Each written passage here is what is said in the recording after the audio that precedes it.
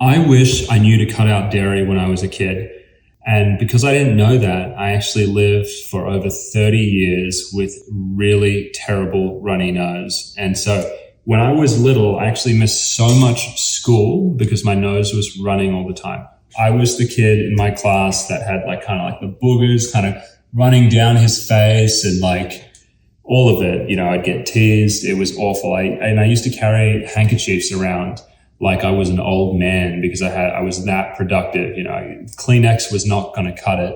And honestly, that continued for a really long time. On top of that, I was also having asthma as well. I was having pretty bad exercise and cold-induced asthma. And I was taking inhaled steroids and all of that. And that pretty much marked most of my childhood and my 20s until I found out about the role that inflammatory foods could play on these different types of conditions. And so I've kind of talked about this before, but when I entered my 30s, my wife became more interested in eating clean, organic food, gluten-free, dairy-free, elimination diet, all that sort of stuff. And I kind of thought it was a ripoff at first, but because she did all the cooking in the house, I went along with it. And after I cut out dairy and gluten, my nose stopped running for the first time in my life. This was something that led to me missing 1 out of 10 days of school when I was little. And my parents never picked up on it before. And so my nose stopped. I threw out the handkerchiefs. I haven't had any asthma since then.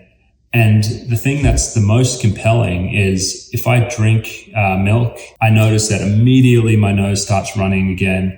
And it really was that simple. None of the doctors I ever saw growing up, none of the allergists or any of the people my mom took me to see ever asked me a single question about my diet or, said, hey, maybe you should try cut out, some of these inflammatory foods. I don't even know what kind of toll it took on my body for 30 years of dealing with that higher inflammatory burden. I wish I knew that back then. My message for anyone out there, if you are having some kind of autoimmune or inflammatory condition, whether it's rashes, joint pains, short of breath from asthma, runny nose, constant sinusitis. If you're taking steroids for anything, you need to try an elimination diet rather than just going on the meds. Give yourself a shot of being on a low inflammatory diet and just see what that does for you, because it did wonders for me.